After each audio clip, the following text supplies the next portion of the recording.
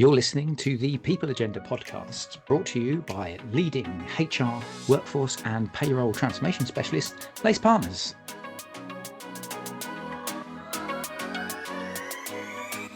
Good morning, good afternoon and good evening, and welcome to the latest People Agenda podcast. It's me, Chris Howard from Lace Partners. Thank you as always for joining us. This is a slightly different, although at the time of recording, I've recorded 3 of these podcasts today, so I guess it's not really as different to what we normally do, which is a virtual podcast. But today we're in a recording studio because we wanted to get a little bit of clips and we wanted to impress some CPOs who are coming in. And that is really the crux of today's conversation, because it is part of our spin-off series, What is a CPO? And I've got, as always with the What is a CPO series, the fabulous Debbie Mitchell as my co-host. How are you doing? Super co-host. Super co-host. Oh, now you want to be a super co-host as well as fabulous. Super co-host, yeah. Very good. Love it. Love it. Should we introduce our guests? Yes. Rather than give each other superlatives? Let's do that. It's Joe Binnion, who is the CPO of Keywords. Joe, how you doing? You all right? I'm good, thank you. I'm suitably impressed. Oh, yeah. We are suitably impressed, and we are going to get into the what is a CPO. And just for those of you, if this is the first time that you're listening in, this is a series that was entirely the brainchild of Debbie. So I'm going to lead you in to just explain give it 1 minute, and then we'll hit Joe with the first question, which I'll let you go for. Thank you. So our concept around what is a CPO is to explore the role of the CPO from a range of different angles. So we're interested in talking to CPOs in big organisations, small organisations, those that are divesting, those that are M&Aing, startups, massive, multinationals, but exploring what the difference is, or actually sometimes it's most interesting to think about what some of the commonalities are between those different organisations and the CPO role. And we're interested in different people's perception of that and how they're playing out that role, because that does tend to vary. There's always, with our guests, there's always a few nuances. We'll explore some of those with you in a minute, Joe, around sort of how you got to where you are, around what some of the key priorities are within that role. And those, I think, are just really interesting for other CPOs and aspiring CPOs to hear about. So I guess that's where it's useful for us to start, is that fundamental question of what is a CPO in your view? Yeah, I think the CPO for me is responsible for sort of managing, and certainly in our business, the talent or leading the talent in the organisation. So I think from our business perspective, we are a creative business, and therefore all that sort of creative engine is actually the people in the business itself. It really, in that leadership role, is about setting the framework through which those people can perform as best as possible, and constantly on that journey of improving that environment in which they can function. So let's explore a little bit about the organisation you work for. Tell us a bit about Keywords. Yeah, so Keywords Studios is probably the biggest game development company that nobody's ever heard of.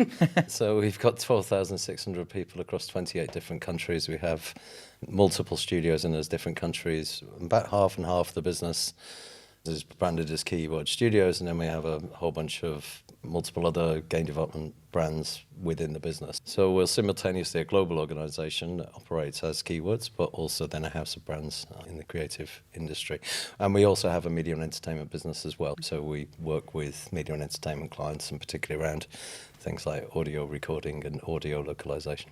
Yeah, I'm really interested to dig into. This is something that Debbie and I have spoken a couple of times to a couple of CPOs about, and we'll probably explore more around speaking the language of the C-suite. And I'd love to get your view on how you have to adapt your style, and without wanting to steal some of Debbie's thunder, because before we went live, you were talking about Joe from a different background. So I'm going to let you ask that question, but I'm really keen to just get your view of that C-suite conversation piece and how you personally adapt your style, perhaps depending on who you're interacting with within the C-suite.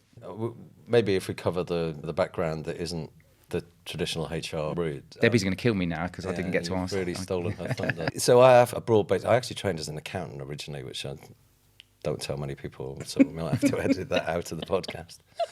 I have a transformation and change background, and particularly the journey that people go on, or journey that organisations go on, between forming a strategy and then delivering on that strategy. So that one of the most difficult pivot points for any organisation is the idea that you can get some more clarity about what you want to do, but actually affecting that change and delivering on that change requires the people in the organisation to be fully bought into that, and actually they're the people who are going to take on the organisation through that journey. And that's actually how I came to Keywords in the first place. I ran my own business helping global organizations do that type of work, typically at C-suite level, where the whole concept of people do own what they help to create is critical, I think, in change. So I've always had, to a certain extent, certainly in my own business, that sort of, how do we tailor the language to the C-suite participants, and how do we make that work? And it is different language you use. It is different language you would use with a CFO to somebody who's running a P&L to anyone who's leading digital or IT. There's just lots of different ways to access their key priorities from their perspective, but they still all form part of the whole in the organisation in its transformation. So we did some research pre-Christmas, which resulted in our white paper from implementer to influencer. And a key part of that was thinking about or looking at what were some of the relationships in the C-suite and some of those critical relationships and how to build those sort of more effectively with credibility. And a couple of the more challenging ones, I'm going to speak very generally rather than about your specific C-suite, were with the COO and the CFO, and some of the challenge around being able to really talk with credibility about value add, key metrics that are kind of relevant or resonated strongly with those two audiences in particular. So is that something, again, not specifically about Keywords, but that you've experienced as you've gone through this journey?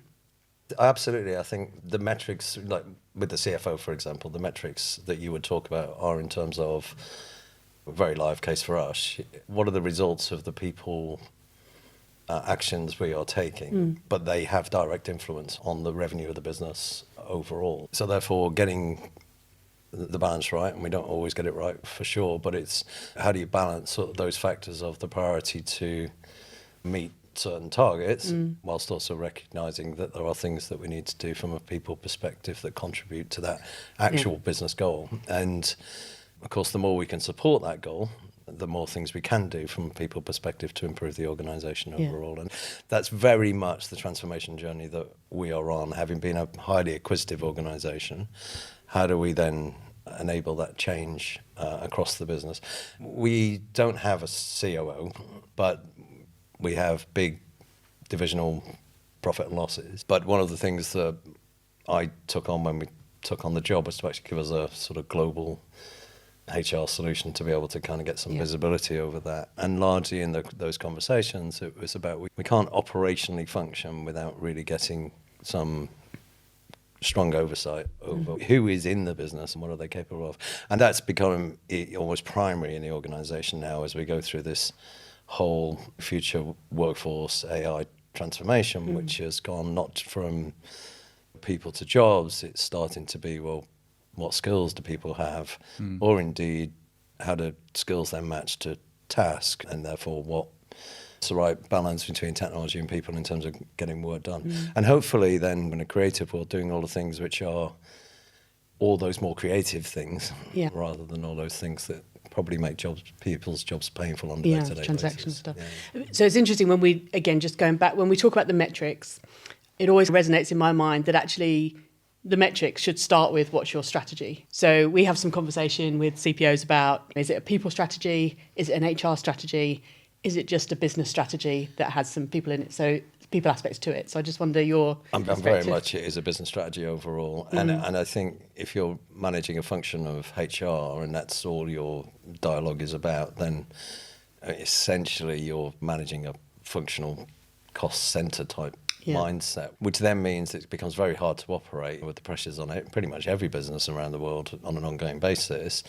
If you're just doing that, then unfortunately you have no leverage to make things better in other places. So it has to be fully in sync with the strategy overall. Yeah. Is there any particular metrics that you give or ROI that you set, either yourself as an individual or your team as well? The listeners, other CPOs listening in.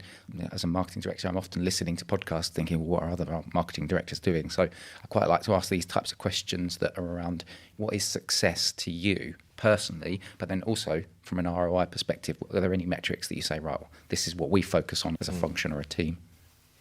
Well, I think we all probably, anyone who might be listening to this experiences the nature of whatever the metric might be, the percentage of revenue that HR costs or whatever those standard metrics are. And I think we all have to keep our eye on that. But obviously, organisations vary very much I talked about us having multiple brands. That's a slightly different strategy to a global tech services business. So it's not one size fits all in that sense.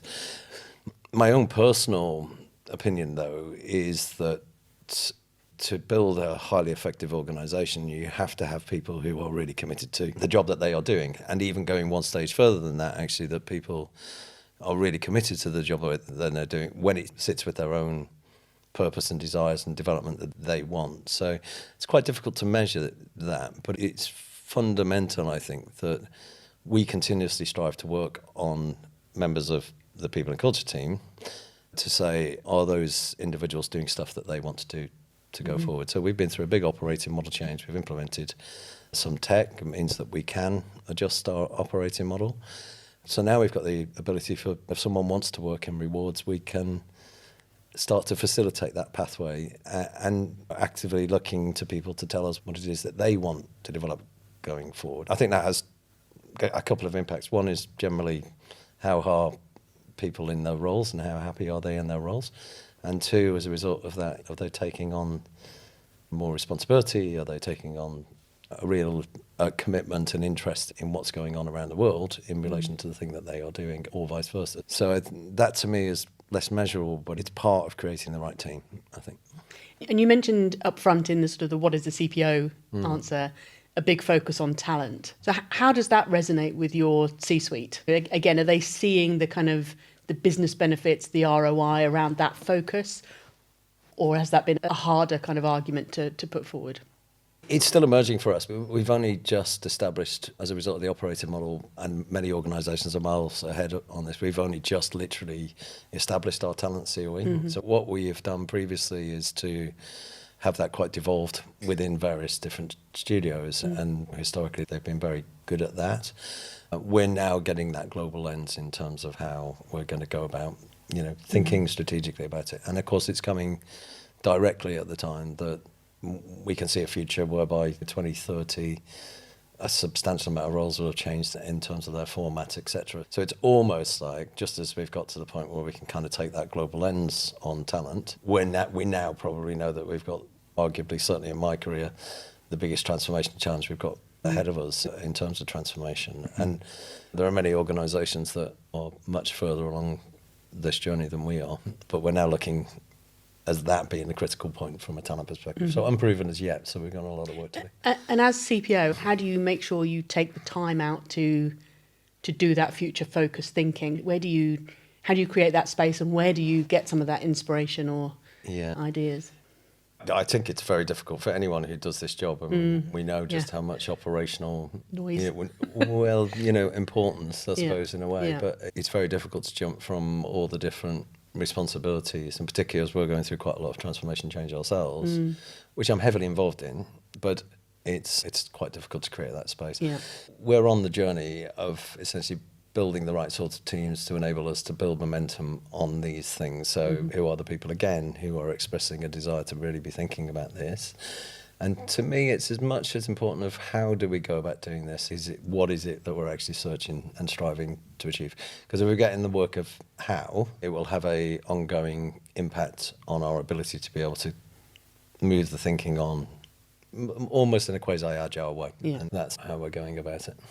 And I think it's quite interesting that you're saying the how. I think that's a really interesting point. And you're talking about transformation, and we're going through the biggest, or businesses, organisations, not just keywords, organisations are going through some of the biggest change that has ever, the most rapid pace of change that we've ever seen.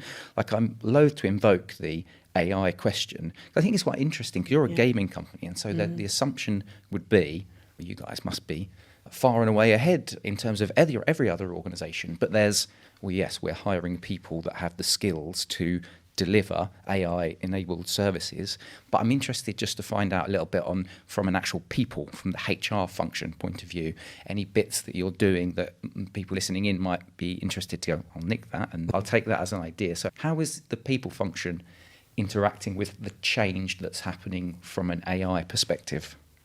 I mean, my honest answer is not enough at this point in time, is my sense. Do you think anyone, though, in any business, because I just feel like no business is ready for this level of change? I think it depends on the nature of the business a little bit. Heavy engineering, manufacturing businesses that use robots they're miles ahead in this sense. I mean, I had somebody mention to me just last week that they are human in the loop is so last year, or it's human on the loop, because it's like a bunch of robots teaching robots. So I think there are, particularly the kind of high-tech engineering type organisations, I think are streets ahead in comparison to where we are. You would think, being game developers and using lots of tech, that AI is just embedded in the process. We're actually in an interesting industry. If you think about media and entertainment, if you think about games, there is actually quite a cultural backlash against AI. Games publishers actually get backlash if game players, if they identify that there's AI in the game. So it's actually a really interesting commercial dimension going on from a player perspective in the industry. But even then, we set out a few years back to create a game just using AI rather than using humans in, I guess, using agents in the loop, which is probably the one before humans in the loop. And the harsh reality was we just couldn't get to the quality of the outcome. And I think we continue to do that, and our clients are interested to try and really test the boundaries of it, but we aren't there yet in terms of, particularly most of the work we do, which is in sort of AAA game type development. We're just not there. So I think for us, there's a lot of work to be done with AI, but it's not necessary. The verdict's not out yet. That, AI is just going to entirely influence everything that we do at all. And in the HR function, do you see it introducing itself yet, or is it? Yeah, I'll tell you what. Well, yes, the tech that we use already uses AI. If you think about that, and increasingly so, we're looking at the nature of skills and tasks and trying to break that down. But the gap for me at the moment is, it's where do we get the builders from? Who are the people who are building the agents? And also then for that not to become completely and utterly disorganized. And we're seeing some of the big tech providers, the Workdays of the world, having things like agent systems of record where you've got some order about the agents that you're putting in place rather than just it all going crazy. If I had a $1 for everyone who tells me you can get AI to read CVs, then that'd be quite but it's not, to me, that's not the point, is it? It's about, are you getting to the requisite quality of outcome through the use of the tech that you may be able to use in the future, but you just don't want that to become a amorphous, massive mess. Yeah. And I'm desperately trying to avoid that, whilst also moving. We were having an interesting conversation yesterday, weren't we, about AI? I was being annoyingly provocative about... Never. I was, unlike me, about... We can talk a lot about how we can limit AI because actually we always need empathy or we'll need judgment, and you can count AI out of those things. I've got two arguments against it. One is maybe today you can, in 6 months maybe you can't. But the other is to challenge ourselves all the time on why. Why do you need that judgment, or why do you need that empathy balanced against an efficiency? And I'm not saying I don't want judgment or empathy, because I'm a very judgy and empathetic kind of gal, but it is that kind of challenge about, it feels like a saying a calculator can't move the balls along an abacus and so it'll never catch on. It's that kind of, I'm taking myself back quite a long time now, but if we're not pushing some of those boundaries, I just think it's an interesting debate around where do we have to have human. I didn't realise Human in the Loop was last season. On the loop. We learn something every day. But I think that's an interesting question around where will it end, and where is that kind of balance around, okay, if it can be so much more efficient, if it can sift through 5,000 CVs in 5 minutes, does it matter if actually we don't have an empathetic view of what's in those CVs? It's a very kind of philosophical question. Yeah. But I think for me, it's just that we shouldn't limit ourselves to say it can't do this and it can't do that, because I think eventually it probably can. Yeah, I think I'm a deep technology person, but I think if you try to prejudge the parameters or prejudge the boundaries of which AI can and can't do at this point in time, I think you might find that it comes up and bites you at some point. Moving very fast, right? Yeah, exactly. Yeah. So I think you have to have that potential for it to be almost limitless in its capacity potentially.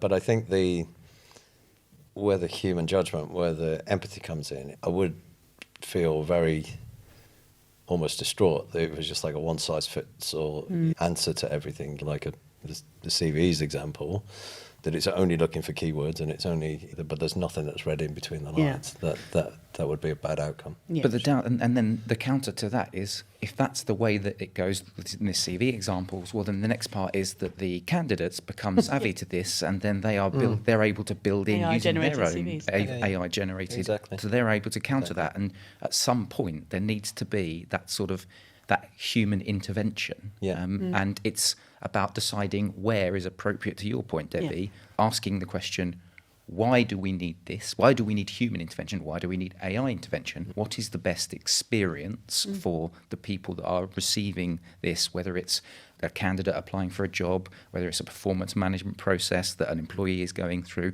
whether it's someone has a bereavement and they need to have a conversation with a human being, because it turns out that finding the bereavement policy about how many days off I take is one way, is one thing, a practical thing, but then there's the actual emotional side that could then impact that employee's engagement even. The levels of engagement are going to differ in that instance at your time at work, because your mind is obviously on other more important things. But I guess where we could come back to is there a... I've got a few questions now in my head. It's gone wild. But two questions. One is, could the CPO be an AI role ever? Oh, that's a good question. We should start asking It's that a whole more. new podcast. And the other, which is probably a lot easier to answer, is what is the emergence of AI doing to the role of the CPO? So where is there having to be a bit of a shift? Well, I mean, in answer to your question, does the CPO role, is it an AI role? This is where I think the task stuff comes down to, really. And there's lots of stuff that the CPO do, or HR directors do, or even people in culture HR teams do, that agentic AI would do, I think. So it's not so much the CPO role, it's the task. What's the bits in the role that maybe the CPO doesn't do anymore. Sounds like a great idea at my age. but I think there's so that's that sort of breakdown and saying, well, okay, what is it that I do that takes hours, and actually probably I can just be on the loop, as it were. What will be the changes that you're likely to see in the role of the CPO as AI emerges? So one of the key things we often talk about is that actually, in terms of strategic workforce planning, we're now considering AI as part of that workforce. Yeah.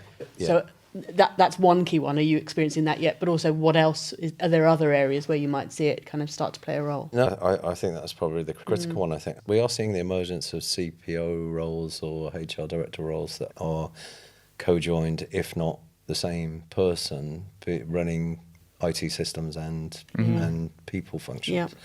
There's a number of people I've seen who've now got both of those responsibilities. They typically have had quite senior leadership roles, those individuals, and quite tech savvy and all the rest of it, but they've come together. They've been placed in a role that is suitable for that.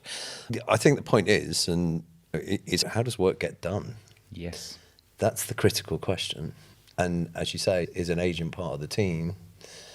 That is part of the solution of how work gets done. And therefore, it needs to join up. I mean, I work very closely with our CDIO, Chief Digital Information Officer, on this stuff, because it's fundamental to how the business would operate in the future. Yeah. But it does boil down to, we're doing some stuff. How do we do that? What's the optimal combination of humans, tech? Yeah. That tech agenda's moving all the while. The humans are moving all the while.